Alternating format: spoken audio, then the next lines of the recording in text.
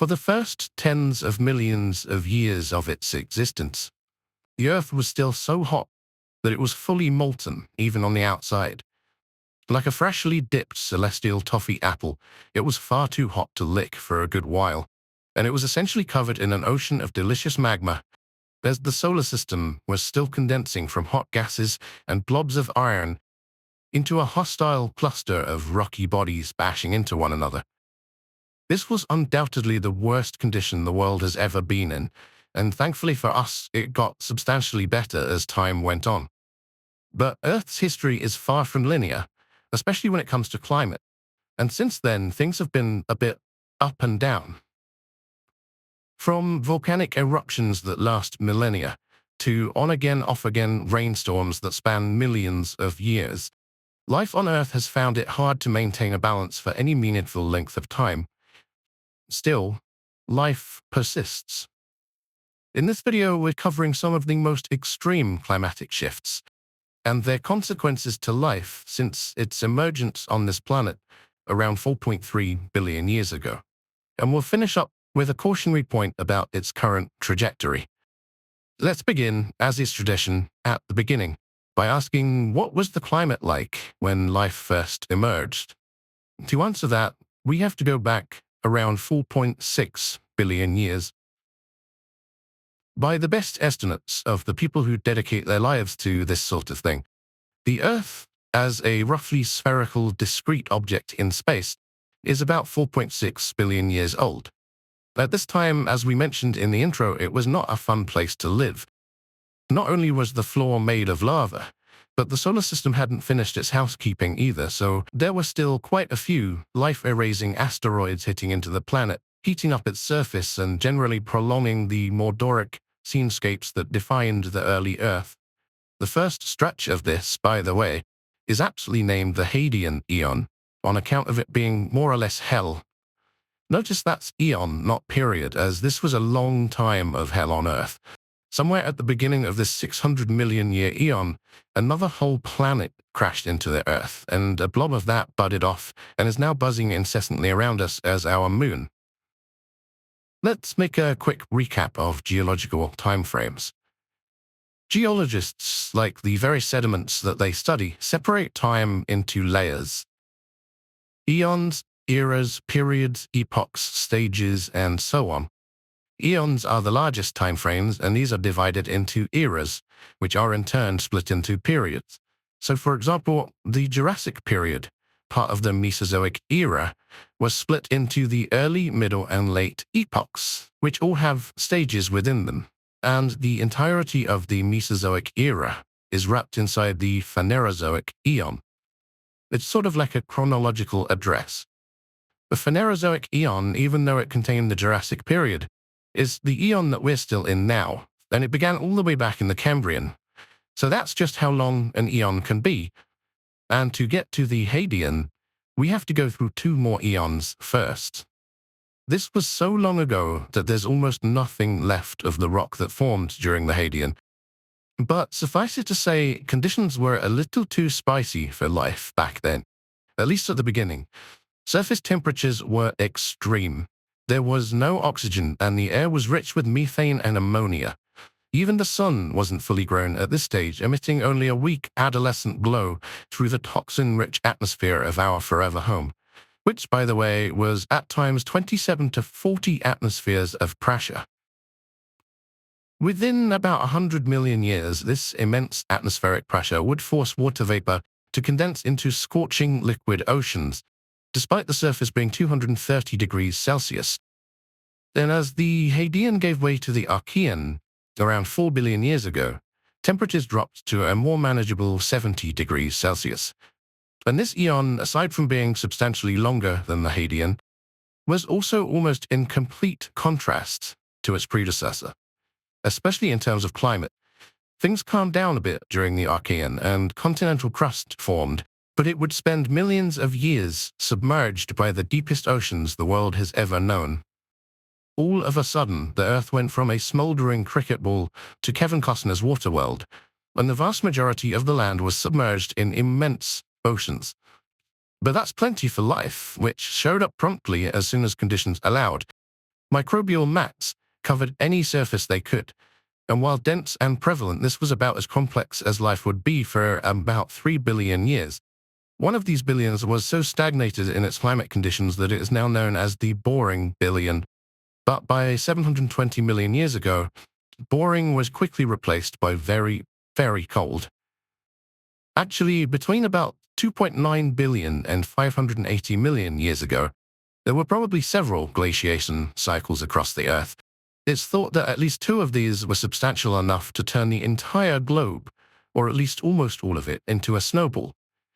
Snowball Earth events are hypothesized to have occurred during one of Earth's icehouse climates, and they're evidenced by what appear to be glacial deposits at the equator. This time it was during the third of Earth's 4 eons, known as the Proterozoic eon, and the period during which one of the snowballs occurred is aptly named the Cryogenian. Coming off the boring billion, the Cryogenian was a 75 million year period during which everything looks a lot like the planet Hoth from Star Wars. Arguments abound over the severity of this, but really only between whether the Earth was entirely frozen or if there was a thin sliver of relative warmth around the planetary waistband. The period was one in which the planet suffered the most extreme ice ages there have ever been. This was Earth's cubal phase and would have undoubtedly made a total mess of all of the aspiring life forms and evolutionary lineages of the time. It is hypothesized that multiple mass extinctions would have arisen from such extreme glaciation, and while it's not certain whether multicellular life had arisen by this time, it certainly wasn't far along if it had. Microbes still reigned, but as the Cryogenian moved into the Ediacaran and conditions improved some more, the first explosion of multicellular life came with it.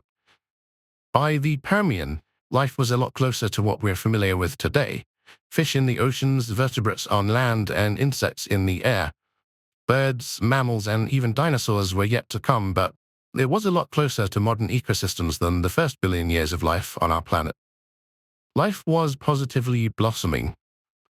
Figuratively, of course, as flowering plants didn't exist yet, but all in all, it was a rich, biotic planet, until something happened that was so devastating to life that it's become known as the Great Dying.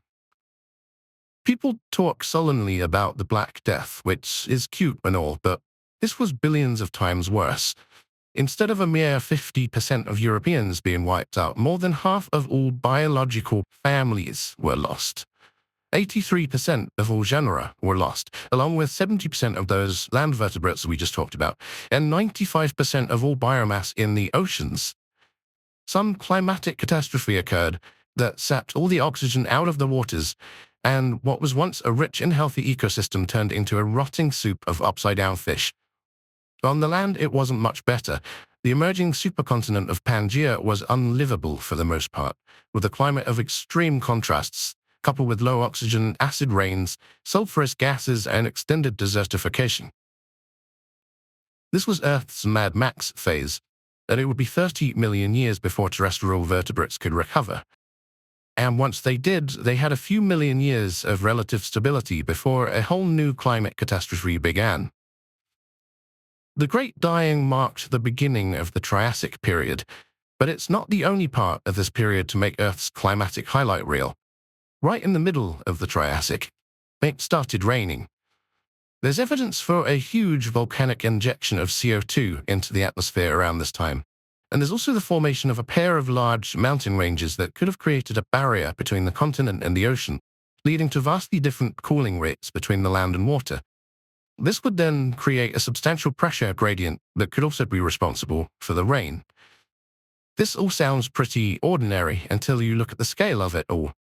During this part of the Triassic, known as the Carnian stage, all of the Earth's land masses were grouped into the largest ever supercontinent, Pangaea.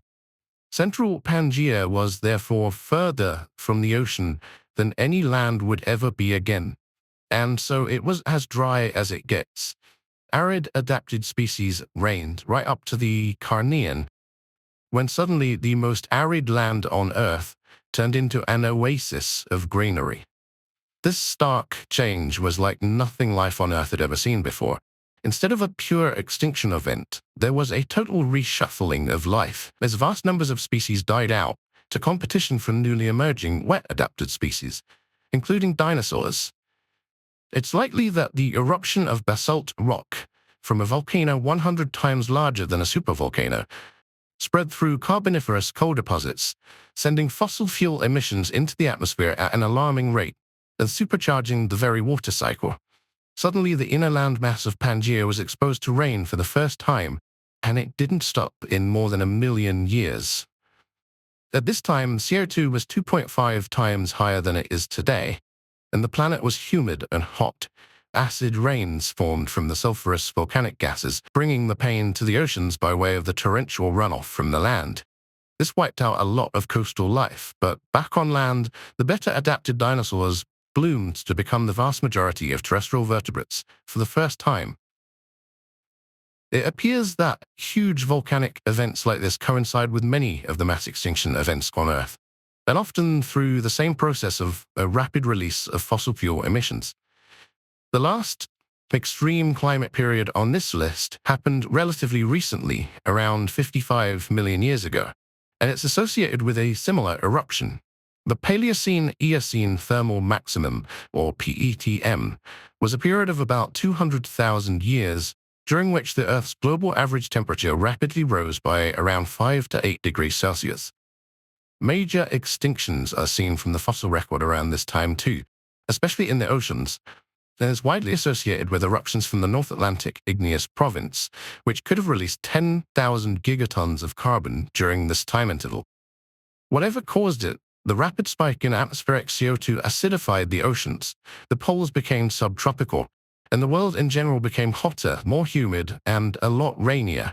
Again, ocean oxygen levels collapsed, and some marine ecological systems ground to a halt entirely. If this sounds familiar, it's because today we're facing a very similar prognosis, and the Paleocene-Eocene thermal maximum is a very handy analog.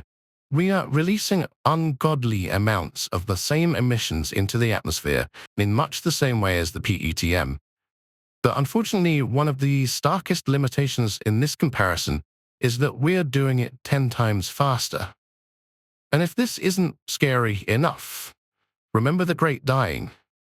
The second phase of that extinction involved 21 trillion metric tons of carbon being released over a couple of million years. While that's 30 times the amount of carbon we've released so far, we are still doing it significantly faster, at a rate of around 40 gigatons per year. This translates to around 4 times as fast as the release that killed almost all life on Earth, and a warming of at least 10 times as fast. So we're speedrunning through the climate apocalypse at a pace the planet has literally never seen, not even during events that killed almost everything. We are well into the establishing shots of the Great Dying too, the Greater Dying. So with that in mind, sleep well. If you'd like more somberness and disillusionment, or you just want to watch fun videos about cool prehistoric stuff, please consider subscribing. And each time you like or share our work, it helps the channel grow, so please do that too. That's all for this one. See you next time.